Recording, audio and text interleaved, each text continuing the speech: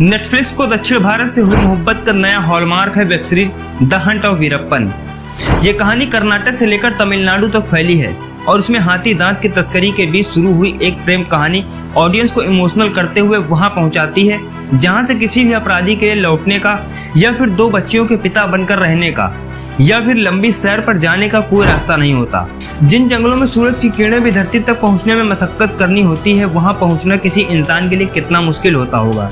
ऐसे ही माहौल में एक दिन कंधे पर लाठी की तरह एक बंदूक रखे लंबी मूछों वाले 39 साल के एक दुर्दांत अपराधी का दिल गांव की एक 15 साल की किशोरी पर आ जाता है। ये लड़की है अपने इलाके की सुंदरी मुथुलक्ष्मी और मूछों वाला अपराधी पूसे मनीस्वामी उर्फ वीरप्पन। नेटफ्लिक्स की नई web series the Hunt for Veerappan विचलित कर देने वाली कहानी है। इस कहानी में वीरप्पन विलेन नहीं है, वह हालात का सताया हुआ एक वनवासी दिखता है जिसके अपराधों की सजा उसके आसपास आए हर शख्स ने भुगती है। वह यहाँ पहली बार नजर का चश्मा लगाए भी दिखता है। 4 एपिसोड में बटी ये कहानी ऑडियंस को धीरे धीरे अपनी पकड़ में लेती है। शुरुआत वीरप्पन की पत्नी मुथुलक्ष्मी से होती है। ये पहला मौका है जब उन्हें कैमरे पर आकर अपने दिल की बात बताई है। अपनी शादी से लेकर अपने दोनों बेटियों के जन्म और उसके बाद लंबे समय तक वीरप्पन से दूर रहने और खुद वीरप्पन के उन पर शक करने की कहानी है। Web series the Hunt for Veerappan की एक बैक स्टोरी एक प्रेम कहानी बनकर भी उभरती है। तमिल फिल्म नीला चांद बना चुके निर्देशक सेल्वमणि सेल्वराज ने यह डॉक्यूमेंट्री किसी जुनून की तरह बनाई है। नेटफ्लिक्स की ही वेब सीरीज दिल्ली क्राइम बना चुकी अपूर्वा बख्शी और उनकी पार्टनर मोनिशा त्यागराजन को सेल्वा ने अपनी 2 साल की रिसर्च सुनाई तो दोनों चौंक गई। 4 साल तक सीरीज पर काम चला और अब ये नेटफ्लिक्स पर रिलीज हुई है। सेल्वमणि ने अपनी कहानी का आधार वीरप्पन पर लिखी गई किताबों, अखबारों में छपे ग्राफ्स के अलावा कुछ ऐसी तस्वीरों को बनाया है जो शायद पहले कभी किसी ने नहीं देखी। और इन तस्वीरों को जिस तरह पर्दे पर उतारा गया है वह दर्शकों को ये कहानी परत दर परत महसूस करने पर मजबूर कर देता है। करीब 1000 हाथियों की हत्या कर उनके दांतों की तस्करी करने वाला वीरप्पन यहाँ कभी असहाय दिखता है, कभी 2 बच्चियों पर जान लुटाने वाला पिता तो कभी एक क्रांतिकारी।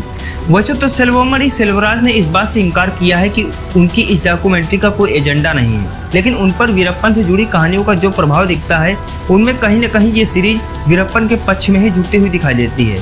एक जगह अपनी पत्नी को भेजे जाने वाले कैसेट से वीरप्पन की आवाज़ सुनाई देती है, मैं चाहता हूँ कि मेरी बेटियाँ बड़ी हों, कार खरीदें और हम दोनों पीछे की सीट पर बैठे हों और हम सभी लंबी यात्रा पर घूमते रहें।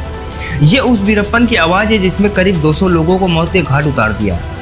इनमें से आधे तो वनकर्मी और पुलिस वाले हैं। वह घात लगाकर हमला करने में माहिर दिखता है। अपने करीबी साथी को मारने वाले दरोगा शकील अहमद और पुलिस के एक आला अफसर को गोलियों से भून देने वाली घटना दिल दहला देने वाली है। एक दिल दहला देने वाला वाक्य यह भी है जिसमें वीरप्पन की बहन को इलाके के वन अधिकारी से प्यार हो जाता है। दोनों मिलते हैं, साथ घूमते हैं और गांव वालों के जरिए जब ये प्रेम कहानी वीरप्पन के सामने पहुंचती है तो वह अपनी बहन को हुक्म देता है कि वह वन अधिकारी की हत्या कर दे। उसकी बहन ऐसा नहीं कर पाती है और खुद अपनी जान दे देती है। इसके बाद वीरप्पन गांव में सबसे लोकप्रिय उस निहत्थे वनकर्मी अधिकारी के साथ जो करता है वह उसके अपराधों की सिर्फ एक वानगी है। Web series the Hunt for Veerappan का क्लाइमेक्स वहां आकर ऑडियंस को परेशान करना शुरू करता है जहां वह ग्वेरा और तमाम दूसरे कम्युनिस्ट नेताओं के बारे में जानकारी जुटाना शुरू करता है और तमिल हितों का अलमदार बनने के लिए कन्नड़ अभिनेता राजकुमार का अपहरण कर लेता है।